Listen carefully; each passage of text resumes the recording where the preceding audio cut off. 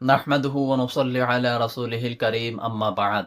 আমরা যে নবীর উম্মত হয়ে এই দুনিয়ার মধ্যে এসেছি, এই নবীর উম্মত হওয়ার জন্য অন্যান্য নবী রাসূলরাও আল্লাহর কাছে আরজি পেশ করেছেন।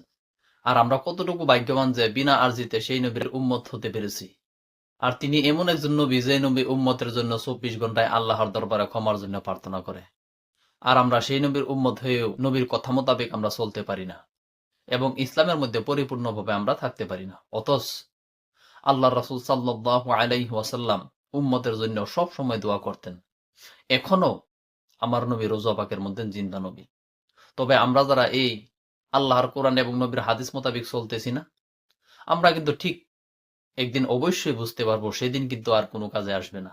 কারণ আল্লাহ রাব্বুল আলামিন কুরআনুল কারীমের সূরা তাকাসসুরের মধ্যে বলেন, আলহাকুমুত তাকাসুরু হাত্তা যুরতুমুল মাকাবির। অর্থাৎ তোমরা দুনিয়ার মায়ায় পড়ে সবকিছু বলে গেছো, কিন্তু একদিন তোমাদের ঠিকই মনে পড়বে, সেদিন কিন্তু আর কাজে আসবে না, যেদিন তুমি চলে যাবে কবরে। আর তখন যতই আফসোস করো না কেন, তখন কিন্তু আর কাজে আসবে না। আর তোমরা দুনিয়াতে যত ধরনের ভালো মন্দ কাজ করেছো, আমি আল্লাহ রাব্বুল আলামিন হাসরের ময়দানে তোমাদেরকে সেটা দেখাবো এবং তার প্রতিদান দিব।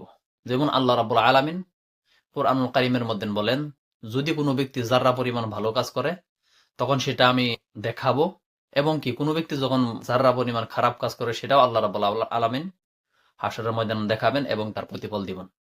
এবং কি তারিকে দামেস্ক সেই কিতাবের ১৫০ খণ্ডের ১৩৭ পৃষ্ঠার মধ্যে একটি হাদিস উল্লেখ রয়েছে যে হাসরের ময়দানে ওই ব্যক্তি আফসোস করবে যে দুনিয়াতে মন্দ কাজ করেছে, অন্যায় করেছে।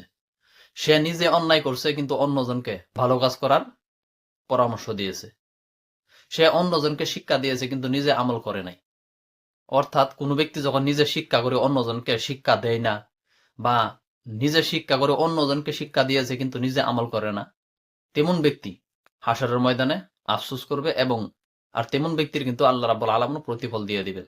আর কোরআন এবং হাদিসের মধ্যে অসংখ্য জায়গার মধ্যে রয়েছে, যারা ভালো কাজ করে তারা জান্নাতে যাবে, আর যারা মন্দ কাজ করে তারা জাহান্নামে যাবে। তাই প্রিয় মুসলিম ভাই এবং বোনেরা, আমরা দুনিয়াতে আছি এই কয়েকদিনের জিন্দেগি মাত্র, যাই কয়েকদিন হায়াতে জিন্দেগিতে বেঁচে আছি, আসুন আমরা সবাই আল্লাহর কোরআন এবং নবীর হাদিস মোতাবেক চলার চেষ্টা করি, যাতে আমরা দুনিয়াতে এবং আখিরাতে কামিয়াব হাসিল করতে পারি এবং কি আল্লাহ রাসূলের নৈকট্য লাভ করতে পারি। আল্লাহ রাব্বুল আলামিন আমাদের সবাইকে ইসলামের পথে থাকার জন্য সহিহ বুঝ দান করুন। আসসালামু আলাইকুম ওয়া রাহমাতুল্লাহি ওয়া বারাকাতুহু।